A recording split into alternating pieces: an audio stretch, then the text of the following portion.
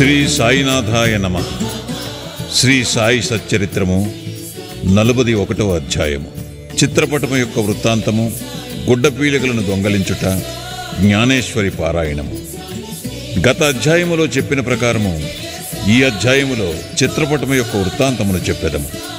గత అధ్యాయములోని విషయము జరిగిన 9 సంవత్సరములకు అలీ మహమ్మద్ హేమాడ్ పంతుని కలిసి ఈ దిగువ కథను అతనికి చెప్పాను. ఒకనాడు బొంబాయి వీధులలో పోవునప్పుడు వీధిలో తిరిగి అమ్మువాని వద్ద అలీ మహమ్మద్ సాయిబాబా పటమును కొనెను. దానికి చట్రము కట్టించి తన బాంద్రా ఇంటిలో గోడకు వేలాడదీశాను. అతడు బాబాను ప్రేమించుటచే ప్రతిరోజు చిత్రపటము దర్శనము చేయుచుండెను. హేమాడ్ పంతుకు ఆ పటమిచ్చుటకు 3 నెలల ముందు అతడు కాలు మీద కురుపు లేచి బాధపడుచుండెను. దానికి శస్త్రచికిత్స జరిగాను. అప్పుడతడు బొంబాయిలోనున్న తన బావమరదియగు నూర్ మహమ్మద్ పీర్భాయ్ ఇంట్లో పడియుండెను. బాంద్రాలో తన ఇల్లు 3 మాసముల వరకు మూయబడి ఉండెను. అక్కడ ఎవ్వరూ లేకుండేరి. అచ్చట ప్రసిద్ధి చెందిన అబ్దుల్ రెహమాన్ బాబా, మౌలానా సాహెబ్, మహమ్మద్ హుస్సేన్, సాయిబాబా, తాజుద్దీన్ బాబా మొదలగు యోగుల పటములుండెను. వానిని కూడా కాలచక్రము విడువలేదు. అతడు వ్యాధితో బాధపడుచు బొంబాయిలో నుండెను. బాంద్రాలో ఆ పటములు ఏల బాధపడవలెను. పటములకు కూడా చావు పుట్టుకలున్నట్లుండెను. పటములన్నీ వాని వాని అదృష్టములు అనుభవించాను. కానీ సాయిబాబా పటము మాత్రము ఆ కాలచక్రమును తప్పించుకొనెను. అది ఎట్లు తప్పించుకొనగలిగెనో నాకింతవరకు ఎవ్వరూ చెప్పలేరైది. దీనిని బట్టి సాయిబాబా సర్వాంతర్యామి అనియు సర్వవ్యాపి అనియు అనంత శక్తుడనియు తెలియచున్నది. అలీ మహమ్మద్ అనేక సంవత్సరముల క్రిందట యోగు అబ్దుల్ రెహమాన్ బాబా యొక్క చిన్న పటమును మహమ్మద్ హుస్సేన్ ధారియా వద్ద సంపాదించాను. దానిని తన బావమరిదియగు నూర్ మహమ్మద్ పీర్భాయ్కి ఇచ్చాను. అది అతని టేబుల్లో 8 సంవత్సరములు పడి ఉండెను. ఒకనాడు అతడు దానిని చూచెను. అతడు దానిని ఫోటోగ్రాఫర్ దగ్గరకు తీసుకుని పోయి సజీవ ప్రమాణమంత పెద్దదిగా చేయించి దాని ప్రతులను తన బంధువులకు, స్నేహితులకు పంచిపెట్టాను. అందులో ఒకటి అలీ మహమ్మద్కిచ్చాను. దానినతడు తన బాంద్రా ఇంటిలో పెట్టాను. నూర్ మహమ్మద్ అబ్దుల్ రెహమాన్ గారి శిష్యుడు. గురువు నిండు దర్బారులో నుండగా అతడు గురువుగారికి దీనిని కానుకగా నిచ్చుటకు పోగా వారు మిక్కిలి కోపించి కొట్టబోయి నూర్ మహమ్మదును అతడి నుండి తరిమివేసిరి. అతడు మిగులు విచారపడి చికాకు పొందెను. తన ద్రవ్యమంతయు నష్టపడుటే కాక గురువుగారి కోపమునకు, అసంతుష్టికి కారణమాయను గదా అని చింతించాను. విగ్రహారాధన గురువుగారికి ఇష్టము లేకుండెను. ఆ పటమును అపోలో బందరుకు తీసుకుని పోయి ఒక పడవను అద్దెకు కట్టించుకుని సముద్రములోనికి పోయి దానినక్కడ నీళ్లలో ముంచివేశాను. తన బంధువుల వద్ద నుంచి, స్నేహితుల వద్ద నుంచి పటములను తెప్పించి వానిని కూడా బాంద్రా సముద్రములో ముంచెను. ఆ సమయమున అలీ మహమ్మద్ తన బావమరిది ఇంటిలో నుండెను. యోగుల పటములను సముద్రములో పడవైచినచో తన వ్యాధి కుదురునని బావమరిది చెప్పాను. ఇది విని అలీ మహమ్మద్ తన మేనేజరును బాంద్రా ఇంటికి పంపి అక్కడున్న పటములు అన్నిటినీ సముద్రములో వేయించాను. 2 నెలల పిమ్మట అలీ మహమ్మద్ తన ఇంటికి తిరిగి రాగా బాబా పటము ఎప్పటివలే గోడ మీద నుండుట గమనించి ఆశ్చర్యపడెను. తన మేనేజరు పటములన్నీ తీసివేచి బాబా పటము ఎట్టుమరిచెనో అతనికి తెలియకుండెను. వెంటనే దానిని తీసి బీరువాలో దాచెను.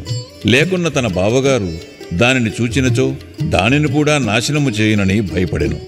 దానినెవ్వరికివ్వవలను? దానిని ఎవరు జాగ్రత్తపరిచెదరు? దానిని భద్రముగా ఎవరు ఉంచగలరు అను విషయములను ఆలోచించుచుండగా సాయిబాబాయే ఇస్మ ముజావరును కలిసి వారి అభిప్రాయము ప్రకారము చేయవలసినదని తోచునట్లు చేశాను. అలీ మహమ్మద్ ఇస్మ ముజావరును కలుసుకొని జరిగినదంతయు చెప్పాను. ఇరువురును బాగుగా ఆలోచించి ఆ పటమును హేమాడ్ పంతుకు ఇవ్వ నిశ్చయించిరి. అతడు దానిని జాగ్రత్తపరచునని తోచెను. ఇద్దరును హేమాడ్ పంతు వద్దకు పోయి సరైన కాలములో దానిని బహూకరించిరి. ఈ కథను బట్టి బాబాకు భూత భవిష్యత్ వర్తమానములు తెలియననియు చాకచక్యముగా సూత్రములు లాగి తన భక్తుల కోరికలు ఎట్లు నెరవేర్చుచుండెనో కూడా తెలియచున్నది. ఎవరికైతే ఆధ్యాత్మిక విషయములలో ఎక్కువ శ్రద్ధయో వారిని బాబా ప్రేమించుటే కాక వారి కష్టములను తొలగించి వారిని ఆనందభరితులుగా చేయుచుండెరని రాబో కథ వలన తెలియను. గుడ్డ పీలుగులను దొంగలించుట, జ్ఞానేశ్వరి చదువుట. బీబీ దేవ్ దహనులో మామల్తాదారు. అతడు జ్ఞానేశ్వరిని ఇతర మత గ్రంథములను చదువువలనని చాలా కాలం నుండి కోరుచుండెను. భగవద్గీతపై మరాఠీ భాషలో జ్ఞానేశ్వరుడు వ్రాసిన వ్యాఖ్యయే జ్ఞానేశ్వరి. ప్రతిదినము భగవద్గీతలో ఒక అధ్యాయమును, ఇతర గ్రంథముల నుండి కొన్ని భాగములను పారాయణము చేయుచుండెను. కానీ జ్ఞానేశ్వరుని ప్రారంభించగానే ఏవో అవాంతరములు ఏర్పడుటచే పారాయణము ఆగిపోవుచుండెను. 3 నెలలు సెలవు పెట్టి షిరిడీకి వెళ్లి అక్కడ నుండి తన స్వగ్రామమగు పౌండుకు పోయెను. ఇతర గ్రంథములన్నయూ అచ్చట చదువుగలిగెను. కాని జ్ఞానేశ్వరి ప్రారంభించగానే ఏమో విపరీతమైన చెడ్డ ఆలోచనలు తన మనస్సును ప్రవేశించుటచే చదువులేకుండెను. అతడెంత ప్రయత్నించినను కొన్ని పంక్తులు కూడా చదువులేకపోయాను.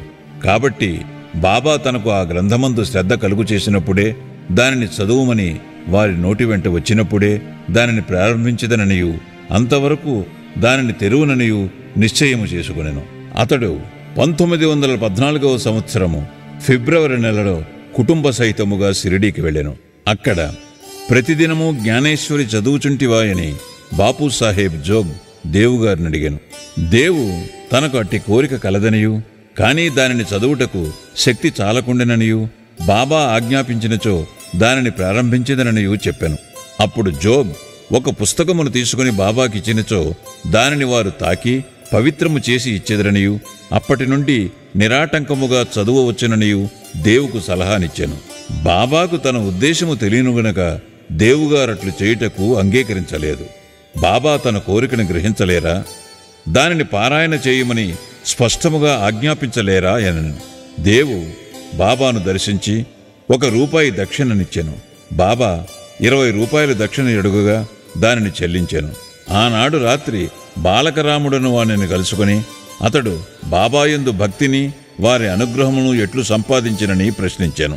మరుసటి దినము హారతి పిమ్మట అంతయు తెలిపెదనని అతడు బదులిచ్చాను.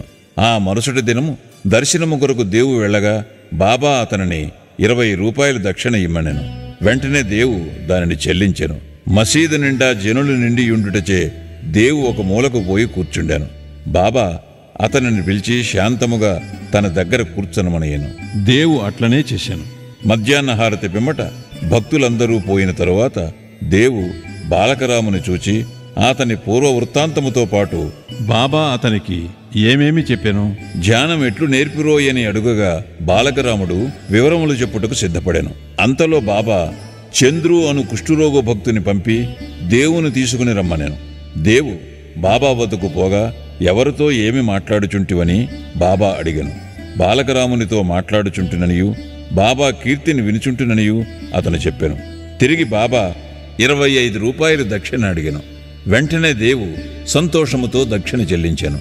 అతనిని బాబా లోపలికి తీసుకుని పోయి స్తంభము వద్ద కూర్చుండి, నా గుడ్డ పీలికలను నాకు తెలియకుండా దొంగలించితివేలా అనెను. దేవు తనకు ఆ గుడ్డ పీలికల గూర్చి ఏమీ తెలియదనెను. బాబా అతనిని వెతుకుమనెను. అతడు వెతికెను, కానీ అచ్చట ఏమీ దొరకలేదు. బాబా కోపగించి ఇట్లనెను, ఇక్కడ ఇంకెవ్వరూ లేరు, నీ ఒక్కడివే దొంగవు. ముసలితనముచే వెంట్రుకలు పండినప్పటికీ ఇచ్చటకు దొంగలించుటకు వచ్చితివా అని కోపగించాను. బాబా మతిచెడిన వాని వలె తిట్టి కోపగించి చీవాట్లు పెట్టాను. దేవు నిశ్శబ్దముగా కూర్చుండెను. దేవు తాను సటకా దెబ్బలు కూడా తిననేమో అనుకునేను. 1 గంట తరువాత బాబా అతనిని వాడాకు వెళ్ళుమనెను. దేవు వచ్చటికేగి జరిగినదంతయు జోగుకు బాలకరామునకు తెలియజేశాను. సాయంకాలము అందరినీ రమ్మని బాబా కబురు పంపాను. ముఖ్యముగా దేవుని రమ్మనెను. నా మాటలు వృద్ధుని బాధించి ఉండవచ్చును, కాని అతడు దొంగిలించుటచే నేనట్లు పలుకోవలసి వచ్చెను అని బాబా నుడివెను. తిరిగి బాబా ₹12 దక్షిణ అడిగాను. దేవు దానిని వసూలు చేసి చెల్లించి సాష్టాంగ నమస్కారము చేశాను. బాబా ఇట్లనెను, ప్రతిరోజు జ్ఞానేశ్వరుని చదువుము, పోయి వాడాలో కూర్చుండము. ప్రతినిత్యము కొంచెమైనను క్రమము తప్పక చదువుము. చదువునప్పుడు దగ్గరున్న వారికి శ్రద్ధాభక్తులతో బోధపరిచి చెప్పుము. నేను నీకు జల్తారు సెల్లానిచ్చుటకు ఇచ్చట కూర్చుని ఉన్నాను. ఇతరుల వద్దకు పోయి దొంగిలించదవేలా నీకు దొంగతనమునకు అలవాటు పడవలనని ఉన్నదా? బాబా మాటలు విని దేవు సంతోషించాను. బాబా తనను జ్ఞానేశ్వరుని ప్రారంభించమని ఆజ్ఞాపించననియు, తనకు కావలసినదేదో అది దొరికిననియు, అప్పటి నుండి తాను సులభముగా చదవగలననియు అనుకొనెను. తిరిగి బాబా పాదములకు సాష్టాంగ నమస్కారమునర్చాను. తాను శరణు వేడెను గనుక తనను బిడ్డగా నుంచి జ్ఞానేశ్వరుని చదువుటలో తోడ్పడవలసినదని బాబాను వేడుకొనెను. పీలికలు దొంగలించుట ఎనగానేమో దేవు అప్పుడు గ్రహించాను. బాలకరామును ప్రశ్నించుటయే గుడ్డ పీలికలు దొంగలించుట. బాబాకు అట్టి వైఖరి ఇష్టము లేదు. ఏ ప్రశ్నకైనా సమాధానం ఇచ్చుటకు తాము సిద్ధముగా నుండిరి. ఇతరులను అడుగుట బాబాకు ఇష్టము లేదు. అందుచే అతనిని బాధించి చికాకు పెట్టాను. అదీనూ కాక ఇతరులను అడగకుండా బాబానే సర్వము అడిగి తెలుసుకొనవలననియు, ఇతరులను ప్రశ్నించుట నిష్ప్రయోజనమనియు చెప్పాను. దేవు ఆ తిట్లను ఆశీర్వాదములుగా భావించి సంతుష్టితో ఇంటికి పోయాను. ఆ సంగతి అంతటితో సమాప్తి కాలేదు. బాబా చదువుమని ఆజ్ఞాపించి ఊరుకొనలేదు. 1 సంవత్సరం లోపుగా బాబా దేవు వద్దకు వెళ్లి వాని అభివృద్ధి కనుగొనెను. 1914వ సంవత్సరం ఏప్రిల్ నెల 2వ తేదీ గురువారం ఉదయం బాబా స్వప్నంలో సాక్షాత్కరించి పై అంతస్తులో కూర్చుండి, జ్ఞానేశ్వరి బోధపడుచున్నదా లేదా అని అడిగాను. లేదు అని దేవు జవాబిచ్చాను. ఇంకా ఎప్పుడు తెలుసుకొనేదవు? దేవు కండ్ల తడిపెట్టుకుని, నీ కృపను వర్షింపనదే పారాయణము చికాకుగానున్నది, బోధపడుట చాలా కష్టముగానున్నది. నేను దీనిని నిశ్చయముగా చెప్పుచున్నాను అనెను. చదువునప్పుడు నీవు తొందరపడుచున్నావు. నా ముందర చదువుము, నా సమక్షమునే చదువుము. ఏమి చదువువలను? అధ్యాత్మము చదువుము. పుస్తకమును తీసుకుని వచ్చుటకు దేవు వెళ్ళాను. అంతలో మెలకువ వచ్చి కండ్లు తెరచాను. ఈ దృశ్యమును చూచిన పిమ్మట దేవుకెంత ఆనందము సంతోషము కలిగెను.